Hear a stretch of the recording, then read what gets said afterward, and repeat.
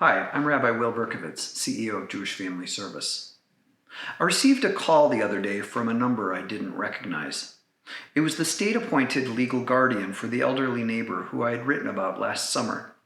I think she found my name on a scrap of paper on his refrigerator, and she had no one else to call. She wanted to tell me that he was found roaming around downtown Seattle. He didn't know where he lived or where he was. The guardian informed me that because he lacked resources for a full-time caregiver, he would not be returning home. Having gone on a couple of walks with him over the past couple months, I had been concerned his memory was failing. So the process has begun of slowly dismantling his home, the memories that it contained. The holiday of Passover is soon. We will gather around the table and tell our collective Jewish story and encourage our children to ask us questions. Why is this night different? Why should we care about this holiday or this story at all?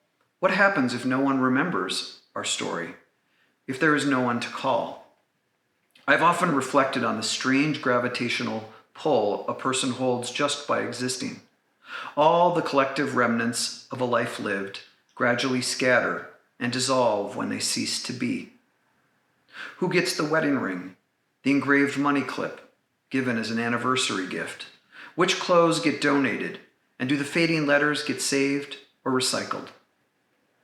What about the pictures without names of classmates, distant relatives, friends from the war? What is sacred and what is pedestrian? And in the end, isn't the sacred really hidden in the pedestrian if we know how to look?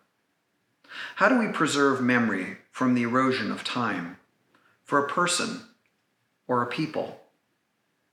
I recall my mother's glasses, her slippers, and her watch next to the nightstand the day after she died unexpectedly in her sleep when I was young. How the following weeks and months they gradually shifted, were moved, and were ultimately packed away. A gradual dismantling and disentangling of object from the person who animated them. I was thinking about this when I heard about our elderly neighbor.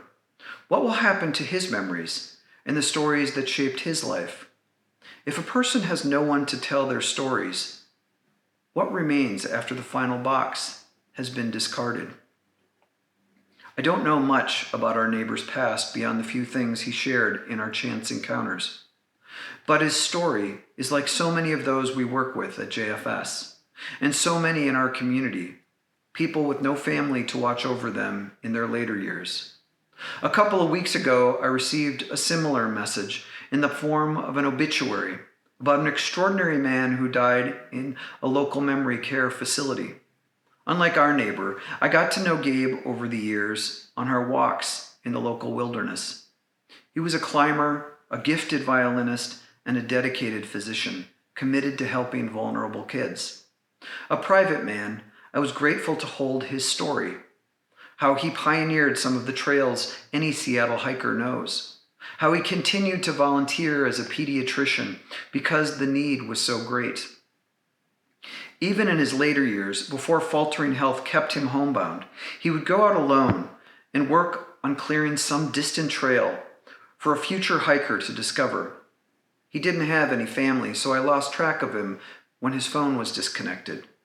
I can't help but think of all those in our community who die alone, and the many ways the people at JFS make sure that this never happens. This has been perhaps the hardest part of the pandemic, the forced isolation for so many. But that isolation existed prior to the pandemic, and it will persist afterwards. As we return to whatever normal is, let us never forget that feeling of separation and silence the pandemic scarred all of us with in our way. This Passover, we'll open our doors and we're going to call into the street, let all who are hungry come and eat. If we're honest with ourselves, we know nobody will answer. So I want us to expand our definition of hunger, to include the deep craving for human connection, an emotional malnutrition left by isolation and loneliness, the longing for our stories to be heard by someone. No one wants to be a tree falling in the forest with no one around. How can we invite people to tell their stories? At the moment, I'm thinking of those at the far end of life, but it's true at every age. One thing we can do this Passover is to pause and give thanks to those who came before us and the many trails they created, so we might be together, however that looks this year. Let's answer the question that this night is different, because on this night we slow down enough to remember the stories of those who made our lives possible. And let's challenge ourselves to honor them by doing more than merely calling out into an empty street. Let's work to free others of the bondage of their seclusion, the hunger of their loneliness, and the exile of their isolation.